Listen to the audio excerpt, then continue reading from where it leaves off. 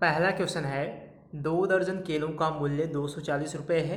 18 नींबू का मूल्य 90 रुपये है। एक नींबू और एक केले का मूल्य का अनुपात ज्ञात कीजिए। दिया गया है 2 दर्जन केलों का मूल्य। 2 दर्जन केले यानी 24 केले का मूल्य कितना है 240 रुपये। 2 दर्जन में कितने केले आएंगे 24। तो यहाँ से काट देंगे तो एक केला इसका मूल्य कितना आ जाएगा 10 रुपये।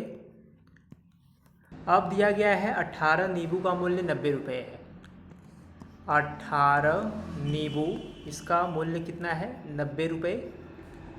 तो काट देंगे एक नींबू इसका मूल्य कितना आएगा 18 पचे 90 होता है तो 5 रुपये आएगा। ठीक है।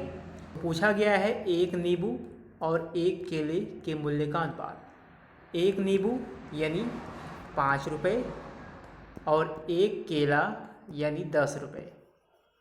तो काट देंगे ये अनुपात आएगा 1:2 के अनुपात में। पहला वाला ऑप्शन आपका सही हो जाएगा। क्वेश्चन नंबर 2 देखिए। दूसरा प्रश्न है दो संख्याएं 5:9 के अनुपात में है। यदि उनका महत्तम समापवर्तक 14 है तो उनका लघुत्तम समापवर्तक क्या होगा। दोनों संख्याओं का एलसीएम पूछा गया है। तो सबसे पहले दोनों संख्याएं तो दी नहीं गई हैं, दोनों संख्याएं रेशो में दी गई हैं 5:9। ठीक है। 5:9 के अनुपात में दोनों संख्याएं हैं और उनका जो है स दिया गया है 14।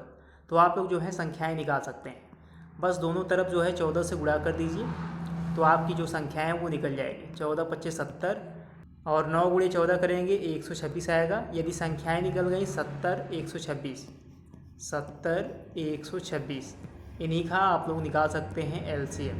ठीक है। तो 70 बराबर हो जाएगा आपका 2 × 5 × 7। ठीक है।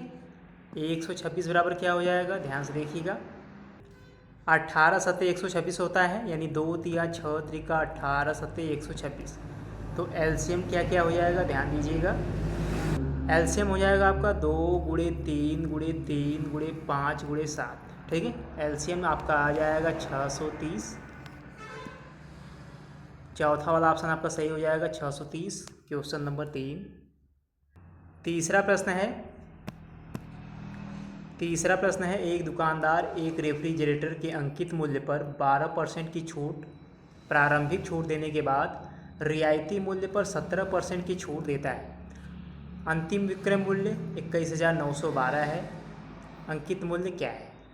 अंकित मूल्य जो है आप लोगों को निकालना है। अब यहाँ पे ध्यान दीजिए 12% इसका मतलब होता है 12/100 यानी 3/25। ध्यान दीजिएगा 17% यानी ये है आपका 17/100।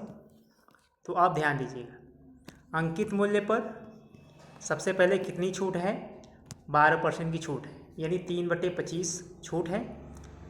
तो अंकित मूल्य का निकालेंगे कितना 22/25। ध्यान दीजिएगा अगर 25 में 3 छूट है तो कितना बचेगा 22/25 ही बचेगा।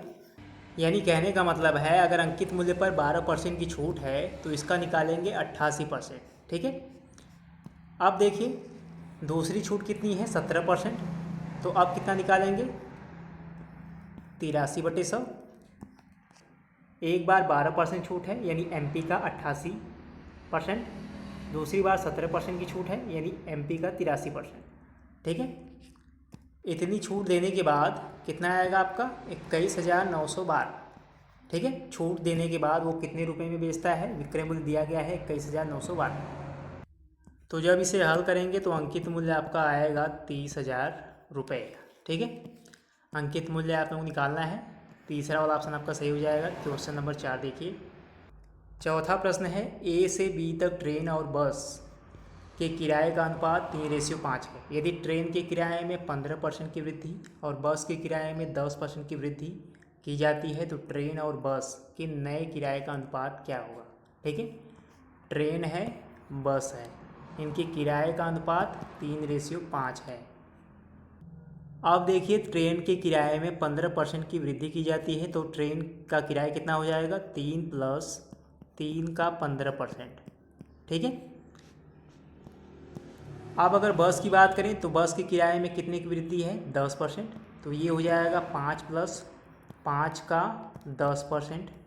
ठीक है, तो ये आ जाएगा एक तरफ 3.45 रेशियो, दूसरी तरफ आएगा ये आपका 5.5। ठीक है, अगर दोनों तरफ दोगुना कर दें तो ये आ जाएगा 69 और 110, तो रेशियो बनेगा 69:110। तो यहाँ पे पहला वाला ऑप्शन आपका सही हो जाएगा। नया रेशियो क्या बनेगा? 69:110। तो ये थे 4 महत्वपूर्ण प्रश्न जो कि ऑलरेडी एग्जाम में पूछे जा चुके हैं। अगर आप लोगों को वीडियो पसंद आई हो तो वीडियो को लाइक करिएगा और चैनल को ज़रूर सब्सक्राइब करिएगा।